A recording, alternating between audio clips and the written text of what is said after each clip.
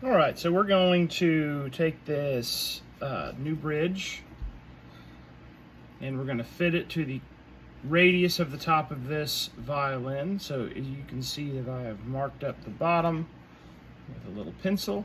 I have some tape down to protect the top. And then here's some 120 grit, which do just fine. So what I like to do is hold this here over the tape, and then you're going to sand this forward and backward between the F-holes, and every so often turn it over like this.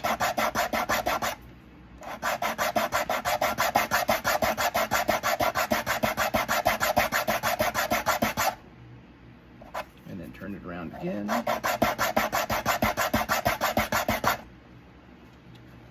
You want to keep it nice and upright so you don't put too much of a curvature into it. Or you don't want to influence it this way or that way, but you can see now that it's standing up pretty much on its own. Now my next step, I have a template that matches a 4/4 violin, but I'm going to make my marks on the outside here.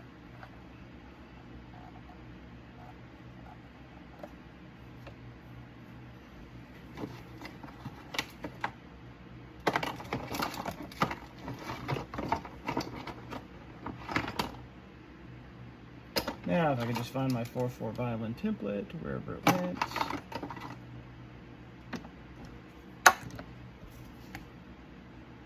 There's a 4/4 violin template, and I'll line it up with my lines here.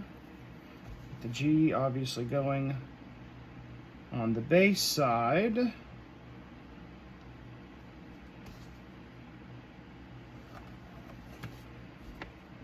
there's your template. I'm sorry, there's your mark for your radius. Now we're going to cut this thing off, or at least the area that's been marked away here. So my bandsaw.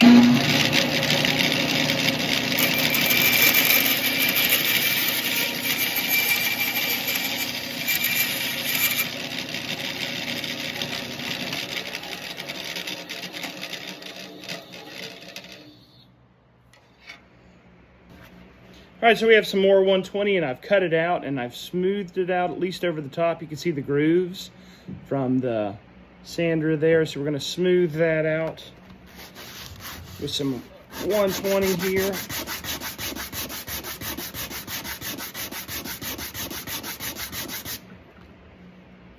Nice and getting smooth. And I'll roll this a little bit here.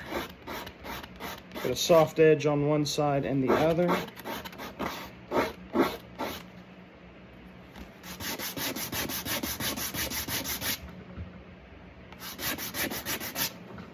And then after a little of 120, I usually like to go with some 220. Make it look extra smooth. Here we are.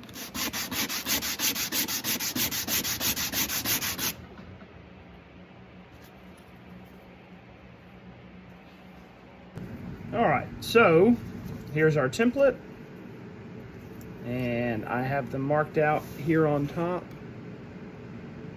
And then I'm going to use my nut file for cutting nuts on guitars. It's a 13. I use this, well, this isn't the smallest, but I use a 13 or a 10 when I slice these, just because you can keep your file a lot straighter.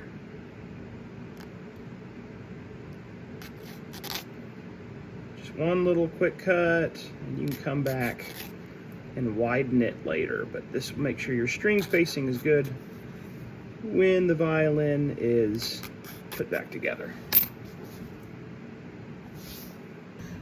All right, so you have a bass bar that runs across the bass side and then a sound post on this side. So when you set this up, you want to make sure that the sound post is underneath this foot here. And I have the G string on now, and I'm just leaving it on there to hold that bridge in place. Now I'm going to go with the third string. I'm going to tighten these lightly and come back and lower these slots afterwards.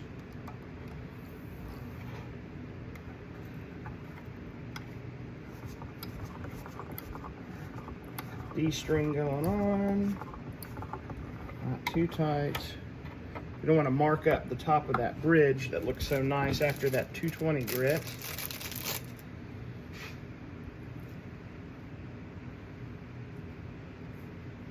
Get the string loose.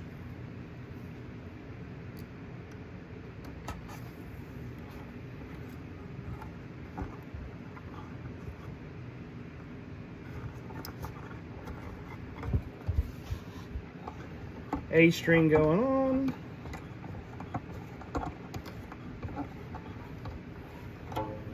Not too tight. And the E string.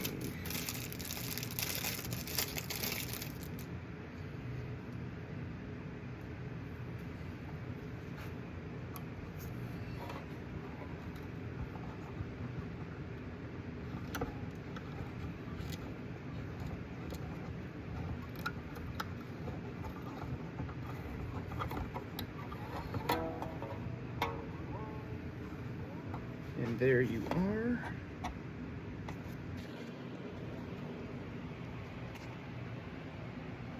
There we go.